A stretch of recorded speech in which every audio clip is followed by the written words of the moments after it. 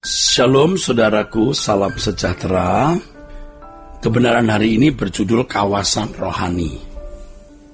Dalam Kejadian pasal 39 itu terdapat kisah mengenai pergumulan Yusuf menghadapi istri Potifar yang berhari-hari membujuk dia untuk berbuat dosa.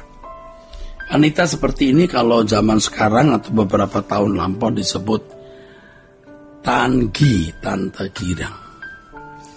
Ada satu kalimat yang diucapkan oleh Yusuf waktu itu ketika ia menghadapi bujukan Nyonya Potifar, dan itu menunjukkan bahwa Yusuf hidup di kawasan rohani. Orang yang hidup di kawasan rohani itu tidak bisa berbuat dosa lagi atau sukar berbuat dosa. Ketika ia dibujuk di puncak pencobaannya itu, Yusuf berkata kepada Nyonya Potifar, "Bagaimanakah mungkin aku melakukan kejahatan yang besar ini dan berbuat dosa terhadap Allah?" Tuh. Kita tidak tahu secara detail kehidupan keseharian Yusuf, tetapi dari pengalaman hidupnya kita menemukan, saudaraku, bahwa Yusuf bersentuhan dengan Allah. Hal ini dibuktikan bahwa sejak kanak-kanak memang Yusuf tidak terlibat dengan dosa-dosa yang dilakukan kakak-kakaknya.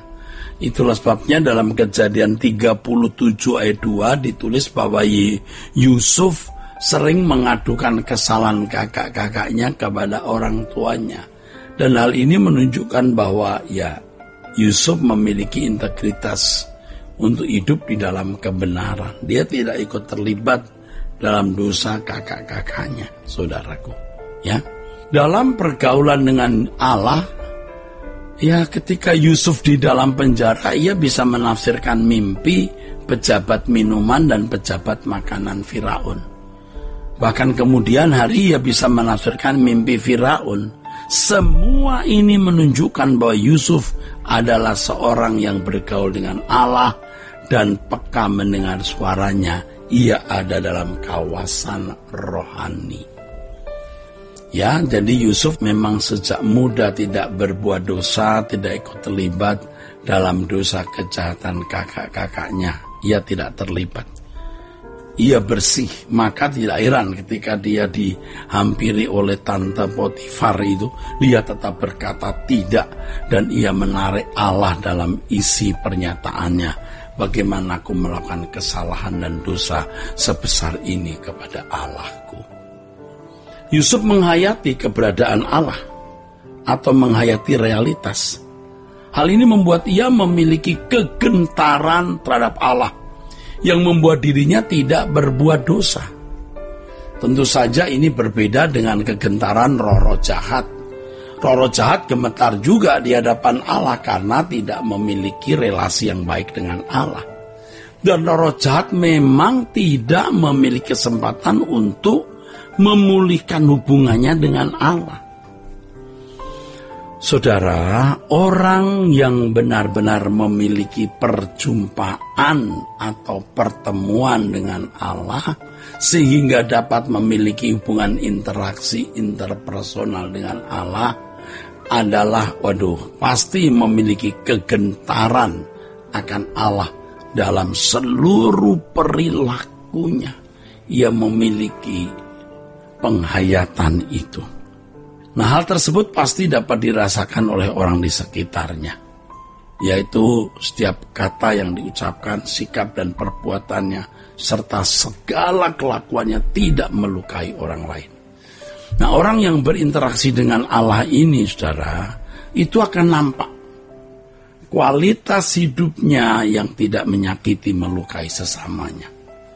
Dalam hal ini saya perlu kembali tegaskan bahwa berteologi bukan berarti telah mengalami perjumpaan dengan Allah Seorang teolog belum tentu memiliki rasa takut akan Allah yang benar. Seorang teolog belum tentu benar-benar hidup di dalam kesucian. Bahkan tidak sedikit mereka yang memisahkan diri dari Allah dengan alasan teologi tersebut. Tidak sedikit di antara mereka yang telah disesatkan oleh dirinya sendiri. Mereka merasa bahwa dengan berteologi, mereka sudah ada di pihak Allah dan memiliki perkenanan Allah. Wah, dia merasa sudah ada perkenanan karena memiliki teologi itu. Inilah yang menjadi kausalitas prima atau penyebab utama dari kemerosotan gereja-gereja di dunia hari ini, terutama gereja-gereja di dunia barat, Eropa khususnya. Ya saudaraku, melalui hal ini saya mengajak semua para teolog untuk berjuang menemukan Allah di dalam kehidupan secara konkret, sehingga kita bisa membagikan atau dapat mengimpartasikan spirit yang benar kepada jemaat. Saudara, dewasa ini di media sosial tampil banyak pembicara yang mengaku sebagai orang yang mengerti doktrin. Wah, merasa paling benar. Bahkan mengaku sebagai pembela kebenaran dengan menuduh dan mencap orang lain sebagai sesatlah, bidatlah. Ini pernyataan-pernyataan yang sebenarnya melanggar etika sekaligus melanggar hukum. Nah, ini fakta. Bahkan nama orang yang dia maksud pun disebut. Tanpa ragu-ragu ia mau menunjukkan, saudaraku sekalian, kehebatan dirinya. Tapi justru itu nampak kebodohan, kepicikan, tidak adanya kasih, tidak akademis. Sehingga orang yang dikata-katai juga belum memiliki kesempatan untuk membela, ya. Jadi tidak berimbang ini beritanya. Coba dari pernyataan-pernyataan mereka, saudara timbang deh. Dengan nurani yang tulus, saudara timbang. Apakah mereka memiliki kesantunan hidup dan tindakan arif sebagai seorang yang pernah menerima edukasi normal? Ternyata dari sikapnya saja sudah tidak menunjukkan mereka sudah memiliki, saudaraku sekalian, kesantunan, kearifan sebagai seorang yang berpendidikan. Dari pernyataan itu saja sudah kelihatan mereka seperti tidak berpendidikan, tidak memiliki sikap arif dan bijaksana dalam lingkungan masyarakat Indonesia, masyarakat Timur. Nah, ini menunjukkan bahwa pengetahuan teologi mereka tidak menjamin mereka berperilaku santun, apalagi suci. Nah, seorang teolog atau pendeta bisa ada dalam kawasan teologi, tapi belum tentu di kawasan rohani. Bila seorang teolog atau pendeta terjebak dalam hanya kawasan teologi, asumsi manusia, tidak jamin ia bisa memiliki pengurapan dari tempat yang maha tinggi.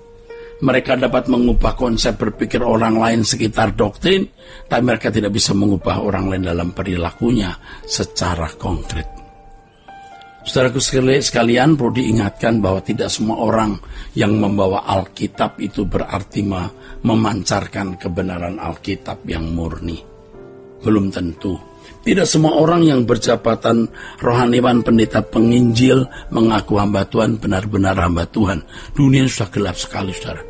Kegelapan bukan hanya menyelimuti orang di luar gereja, tapi juga di lingkungan gereja, para pendeta, pemimpin sinode, lembaga-lembaga Kristen, dan lain-lain.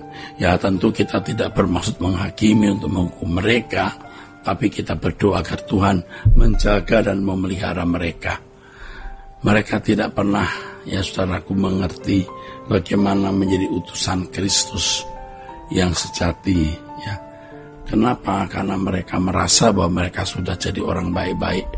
Konsep mereka mengenai Tuhan sudah dianggap mewakili kualitas hidup rohani mereka. Dan dulu juga saya begitu, tapi saya sadar itu salah. Jangan berbuat dosa lagi. Sola Gracia.